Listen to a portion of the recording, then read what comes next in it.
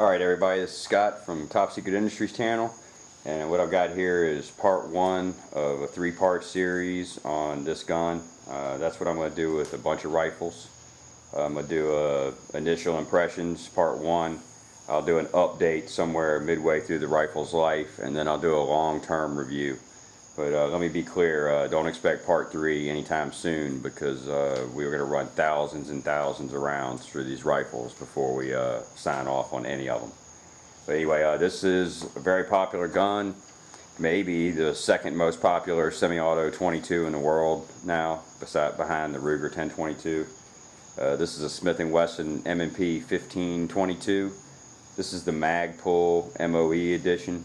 It did not come with the vertical foregrip, that was added afterwards, but it does come with the Magpul grip, the Magpul stock, and the two M-bus sights. It's a little pricey for an M&P 15. This one was a little more than $500, but he did get it on a deal where he got 6 additional mags with this, so he got 7 mags in this gun for $500 and some change. But anyway, is there validity to these semi-auto 22s? Are they useful? Do they work? I mean, these are the kind of questions that we're going to answer. We'll do ammo tests with this thing. We'll do accuracy testing with this thing. But right now, this is the initial impressions. I'm going to say this.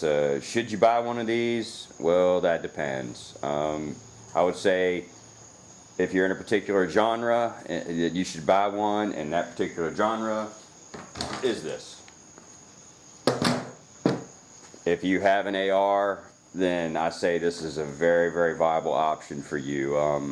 One thing I can say about these semi-auto 22s right away, that I don't think anybody will ever deny, that you cannot shoot these guns without it bringing a smile to your face. Any of these semi-auto 22s, especially these M&Ps and the newer, the more tactical style guns, they're just so much fun to manipulate and shoot.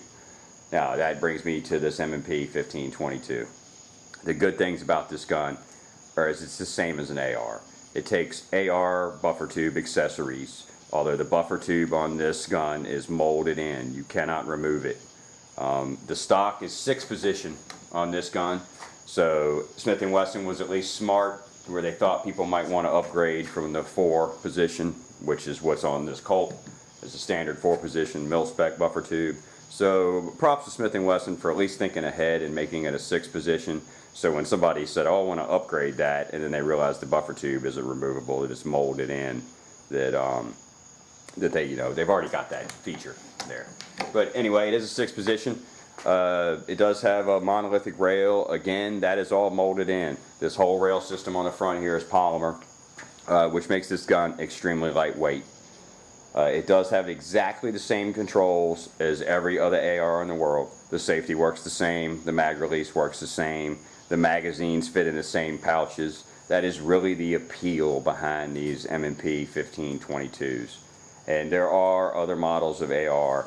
We're going to review some of them as well that take the 22 long rifle. But this is pretty much the standard now by which other rifles are judged, with the exception being the Ruger 1022. And we're going to compare this with all of those rifles. But if you have an AR, I think it's a smart buy. You're going to get $500 worth of smiles out of this gun, and you're going to save yourself some money, and you'll be able to practice manipulations with it, whether it's transitions to your pistol or just manipulating the AR-15 platform in general. But some little things about it. It does have QD attachments, and it comes with them, and you can switch them from one side to the other. But there isn't one on the front, so you'd have to get a Magpul, sling attachment or something and put it on your rail on the front. Again, this was added. It's just for simplicity. This is an MOE edition Colt, so he received all this furniture with it. So when he bought this, we got this and put it on there, so it's the same configuration. So, it simplifies it from one to the other. Well, whether they'll stay in these configurations or not, who knows? Over time, I'm sure they'll try different AFGs and things like this on them. But so far, this gun, we've run it, put a little bit of footage in. It's had about 500 rounds to it, and it's worked well. No particular problems to report. It's a little tight, but we haven't lubed this gun, and we do not intend to clean it. So we will run this gun with multiple different kinds of ammo until it stops. And we intend to do that with all of these guns that we test, and then we'll get a rough idea of how long the gun will function before it really needs a cleaning. But anyway, that's about all I can say about the initial impressions. It feels like an AR because it is an AR. It handles like an AR. It takes AR accessories because of the pick rails and the buffer tube. It does take regular AR grips, so if you did want to put a US Palm or something, whatever you're fancy, you could put a different grip on there. And I'm sorry, I'm thinking AKs here, but you could change the grip to a different configuration if you like. Same thing with the M-Bus sights. Some people hate them, some people don't. They work okay, but if you wanted to put Troy's on it or whatever, your poison with that, you could do that. It's very, very light. That is one of the main points I'd like to make about this gun. I think it's a great selling point. My wife is disabled. She doesn't have perfect use of her arms. She has one side that's numb and weaker than the other, and she can shoot this gun. She can hold it up, she can point it, she can keep it on target, and she can operate it. So for children, for people that are with a disability or with low physical strength, or women, anybody will enjoy shooting this gun. But especially people in that category, smaller stature, whatever. Another reason plus is the adjustable length of pull. You can shorten it for a child or a woman. But anyway, that's about the initial impressions video of this. I don't want to go too long, but we have run this gun. I'll run a tiny bit of footage of it running in at the end here. But expect an update on this gun in the next couple of months. We shoot quite regularly, and there's going to be lots of rounds dumped through this gun. And in the update, we'll have ammo types and things like this. And then don't expect a long term for a while, because this thing will, no, seriously, it'll have 10,000 rounds in it before we do a final report on it. But thanks for watching. This is the first one of these that we're going to do, and we're going to do many, many rifles. But this is a very popular gun, and I think it is a viable option if you own an AR-15. If you don't, there may be other options to consider. But if you own an AR-15, I think that this is the way to go if you're interested in a 22 long rifle or something of this kind of thing to save you a couple bucks on ammo. But thanks for watching, guys. This is Scott from Top Secret Industry Channel, and I'll see you next time.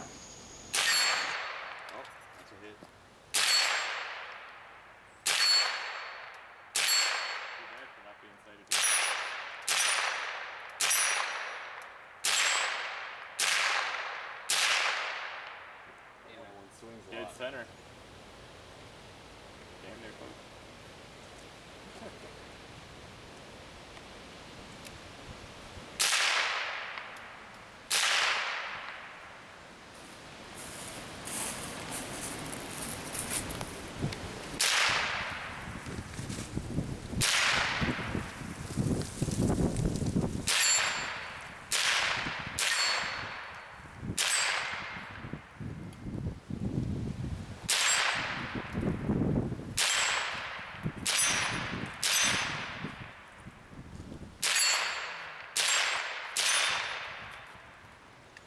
That's fucking fun, dude.